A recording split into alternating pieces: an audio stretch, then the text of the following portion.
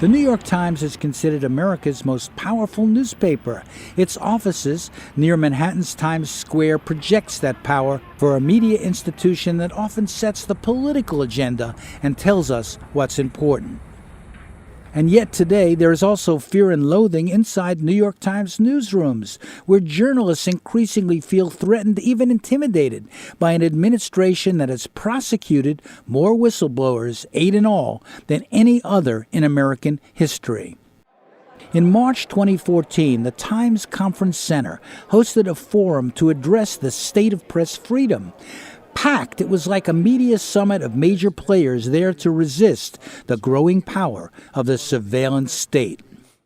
Distributed at the event was this 2014 report on attacks on the press. The Committee to Protect Journalists charges that the NSA puts journalists under a cloud of suspicion.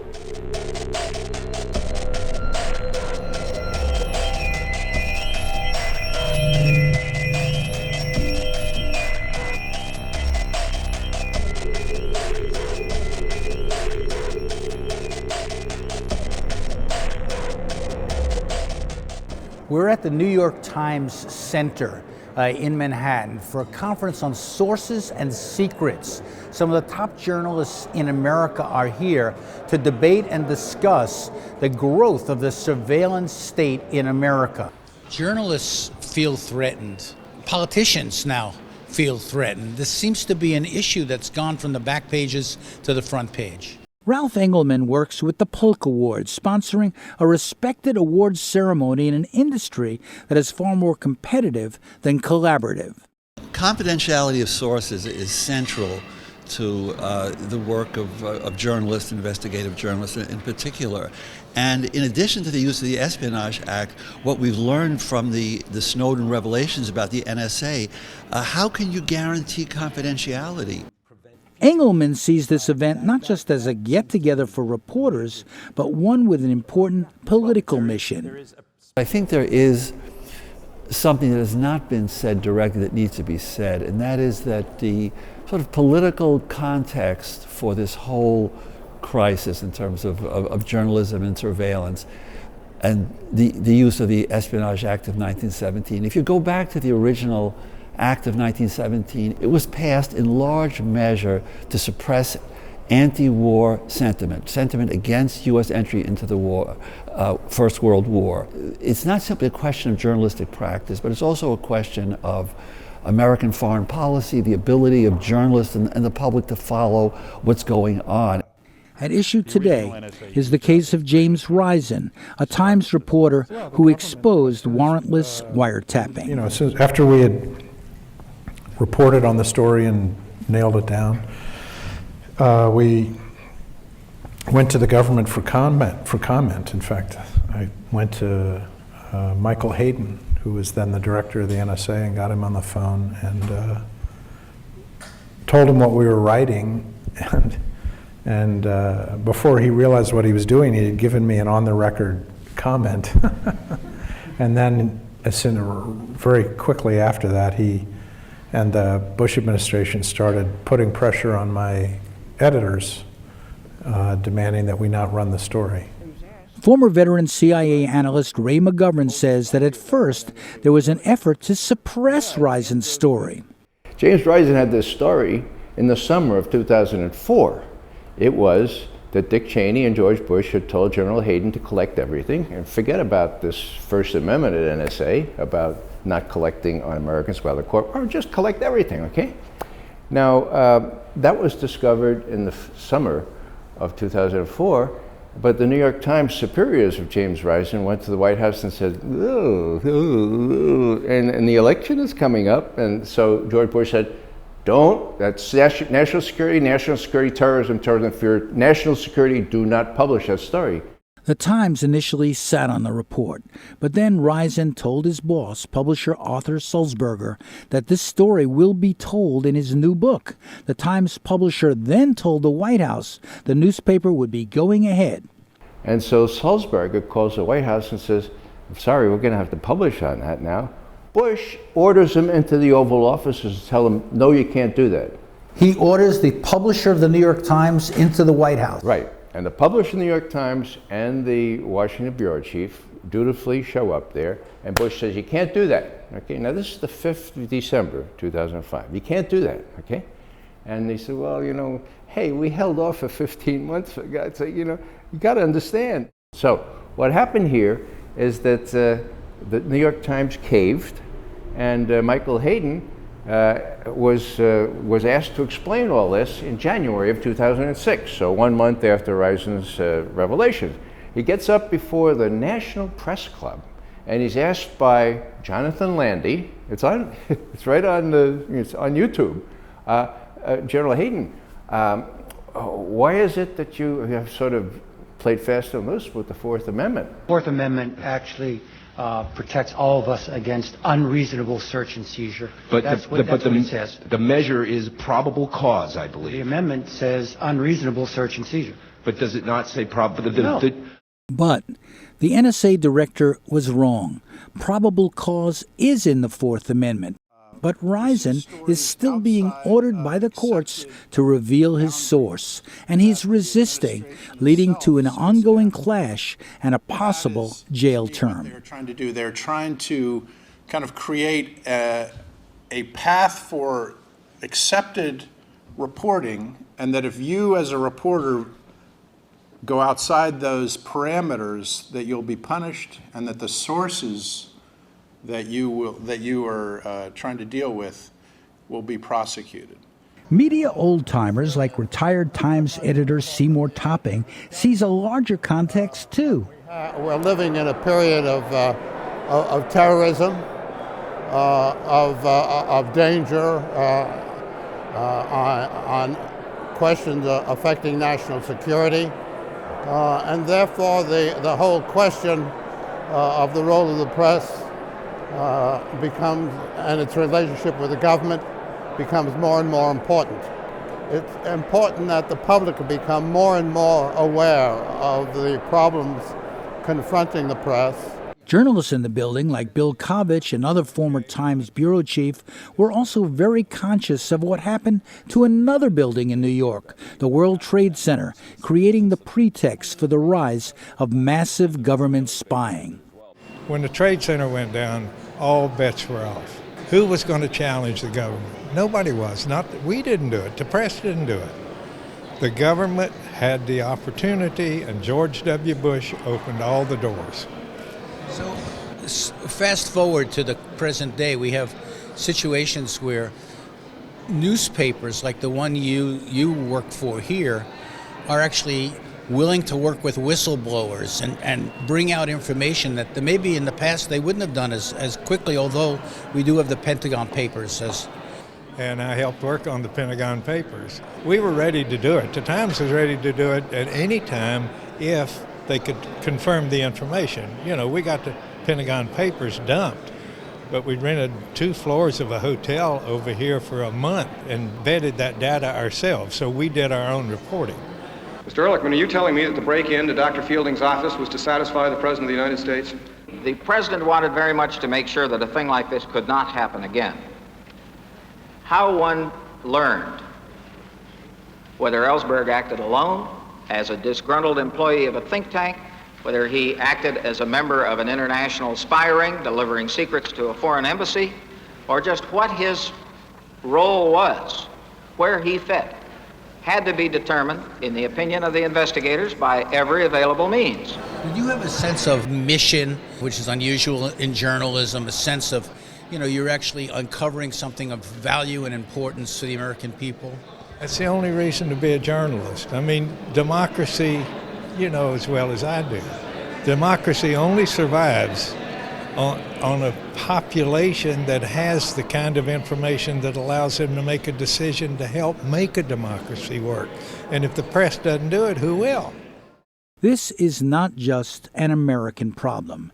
Journalists in other countries are being spied on too by the NSA and their own intelligence agencies, says Tim McNulty. If you look at journalists in other countries, they risk a great deal more than we risk. We may be, prosecuted, or we may end up with adverse publicity or things like that, but we rarely feel that our lives are threatened, that our livelihoods are threatened, that our families. The journalists in many other countries are not only more aggressive, they're more courageous. This Sources and Secrets conference included exchanges with representatives of the intelligence community who argued that whistleblowers like Edward Snowden should be in prison. It is my personal opinion, Jim Risen called me out on this, that people who leak classified information commit crimes, and if we can catch them, which is not always easy, we ought to prosecute them and they ought to go to jail. Here's Robert Litt, who is general counsel for the Director of National Intelligence. There are many, many things that the government believes need to be kept secret in the national interest. And there's a full recognition of the fact that the press is almost invariably going to balance that interest different than the government does. And so there's going to be necessarily an adversarial relationship. And the question is, what kind of processes can we set up to ensure that that adversarial relationship is a productive one rather than a destructive one? The panels also included journalists who have been disseminating and publishing secrets leaked by Snowden, like the Washington Post's Barton Gellman, and independents like Glenn Greenwald and Laura Poitras. Edward Snowden is a rock star to some. To others, of course, he is a traitor. And here today, via Skype, we have the three journalists who were entrusted by Snowden, chosen by Snowden, to be the recipients of top secret NSA archives. Do you feel it's essential? Do you systematically run by the government, ask for government response on the stories you've done on the Snowden revelations or other stories about the NSA? We've had the legal framework since, I don't know, the Alien and Sedition Acts and the Espionage Act of 97 years ago, with which a government could prosecute journalists for talking about secrets. And it has been a legal culture, a political culture, that's created the barriers to that. Greenwald and Poitras have worked directly with leading newspapers to report secrets buried in these documents. He did not think that he should be in the position to decide which documents ought to be published and which ones ought to be suppressed.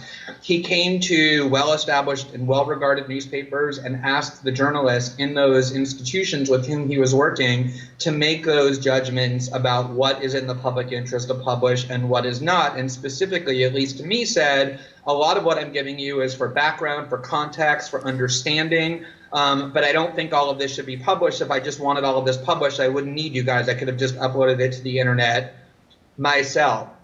The thing that has, I think, been positive in terms of Snowden's disclosures is that it's reawakened an adversarial press, and that people have been shocked that these decisions about surveillance have been made completely in secret, completely without public debate. And that there does seem to be some kind of an awakening, but I wouldn't call it a shift of the pendulum. And now, an initially skeptical American media has showered them with top prizes. Greenwald, Poitras, and Gellman won the admired Polk Awards.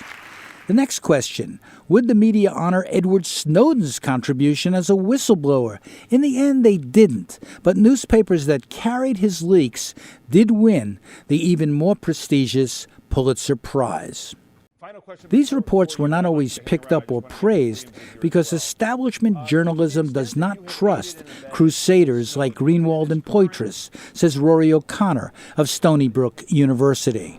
Because they're too independent, and because even as you heard, the editors of the top publications here, the New York Times, the Washington Post, and New Yorker, and so on, all of them said on the panels today, in fact, that they have not been aggressive enough, that they have collaborated perhaps too much with the government in the past. These are the people who run the major media organizations being self-critical and saying, no, we don't need to have more humility, which is what was suggested by Mr. Litt, the representative of the NSA and the CIA. He said that the press needed more humility. I was pleased at least that the leaders of the mainstream organizations struck back against that and said, no, we don't need more humility. We need more aggressive reporting, and I agree with that.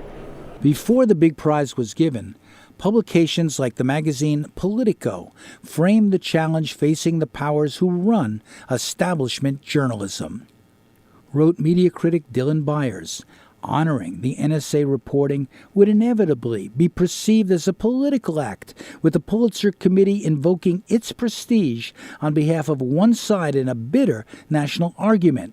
Yet to pass on the NSA story would be to risk giving the appearance of timidity. The major media resolved the debate this way. They recognized the Snowden disclosures without recognizing him or the people closest to him. Snowden was magnanimous, saying today's decision is a vindication for everyone who believes that the public has a role in government. We owe it to the efforts of brave reporters and their colleagues who keep working in the face of extraordinary intimidation.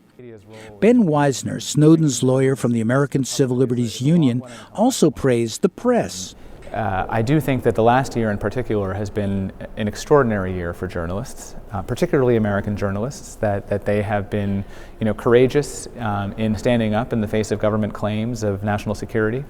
That they have not ignored those government claims. They have redacted stories where appropriate, but in general, they understood that the balance had tipped far too much towards deference. As the big media now recognize the value of whistleblowers in the press, other media outlets say they have to be more aggressive in their own reporting and not just rely on documents that are leaked. Jonathan Landay is an investigative reporter for the Washington Bureau of McClatchy Newspapers. I don't email sources. We just broke the story on the big fight between the CIA and the Senate Intelligence Committee. Most of the groundbreaking work on that was done by a 22-year-old paid freelancer who did nothing but doorstep committees on the Hill, go to people's homes, got me doing that again, going out at night to visit people. And that's how we were able to do that without sort of like sitting in the office and taking phone calls. The issues at this conference on the rights of the press also deal with another right, the right of the public to be informed about what governments do in their name. That's the focus of Amy Goodman's concern. Goodman is an anchor of a popular independent daily newscast called Democracy Now! Information is the oxygen of a democracy. It's not just about participating in democratic processes. It's about being informed. That's what makes democracy meaningful. And when we don't have that information, when a very powerful entity, the government, has the information and the people don't, that is not a very healthy sign. It does not bode well for democracy. Goodman is a strong believer in the Freedom of Information Act that guarantees access to government information when the act is respected. She cites one current example of the government insisting on keeping secret something that happened 60 years ago. The issue is the U.S. role, if any, in the arrest of South Africa's late leader Nelson Mandela in 1962. Ryan Shapiro, an MIT graduate student, is now suing for the information after the government turned down his request. Ryan Shapiro, the graduate student at MIT, has sued for more information under the Freedom of Information Act than anyone in U.S. history. And one of the issues he cares deeply about is what happened to Nelson Mandela? How was it that he was picked up in the early 60s? Was it just the South African government, or it was Nelson Mandela targeted by the CIA and intelligence given over to the South African apartheid regime? And why is it that something that took place more than half a century ago we can't learn about today? That is a very serious question. That doesn't have to do with national security. That has to do with embarrassment, and that is not acceptable. In the end, this is a fight to keep the public informed. You don't just achieve democracy. People have to fight for it every single day, have to be ever vigilant. So now that the information is out there, and we don't even have all of the information, people have to decide what they want to do, how much power they want to imbue in the government. So what will come from calls to action like Amy Goodman's and mainstream media conferences decrying the problem? You know, I think nothing will come out of events like this, honestly, to answer your question. You know, the final panel was entitled, "Where do we go from here?" But actually, there was very, very little of anyone addressing where we go from here. We're at a state here in the United States right now where the press is under attack by the Obama administration, a greater attack than any previous administration. In fact, than all previous administrations rolled together. And so what the question is, where does the media go from here, faced with this attack, faced with the threat of further imprisonment on the part of Times reporters like Jim Risen? You know, the mainstream media themselves are under attack.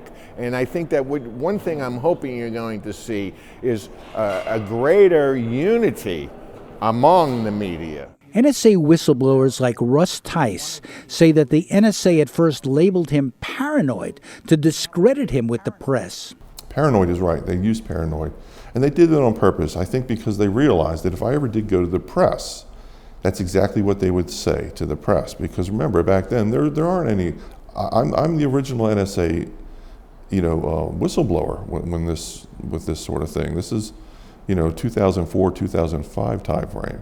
So, when I finally did come out, that's exactly what they did. They said, you're talking to a crazy guy. Do you want your source to be the crazy guy? So in other words, even though you had information and speculation that was informed, they basically attempted to discredit you. Well, of course, yes. But now whistleblowers are fighting back by working together and getting society and the media to recognize their contribution. Another recent award named after Ron Ridenour, a soldier who exposed the My Lai massacre in Vietnam, in which U.S. soldiers slaughtered villages and children, saluted Ed Snowden and the reporters bringing his documents to the public. I'm very happy to be here, very honored to be here to make this introduction to two extraordinary people, Laura Poitras and Edward Snowden. Author James Bamford, the first to expose NSA activities, introduced the winners. A live message by Ed Snowden, now living in exile in Russia, was heard.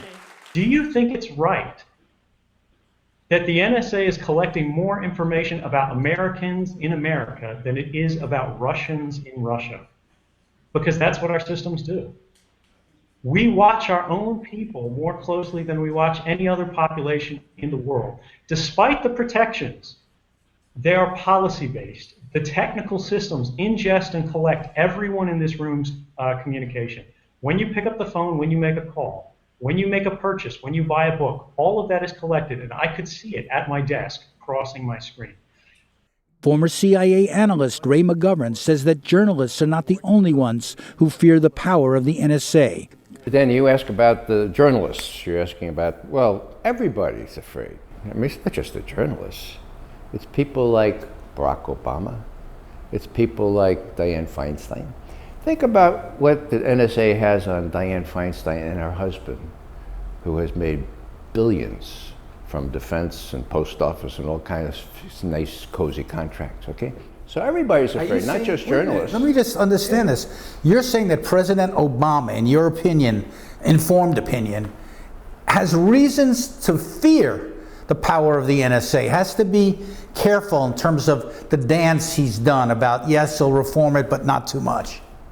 Well, Danny, when you're collecting everything on everybody, who among us is as pure as Caesar's wife, Everybody's got something to hide. That's the idiocy of these people who say, I got nothing to hide, Well, everyone has things they want to hide. Coming up next in our surveillance series, the interface between the spy agencies and the technology companies. Can their cooperation be considered complicity in spying? Do they violate the trust of customers? Next.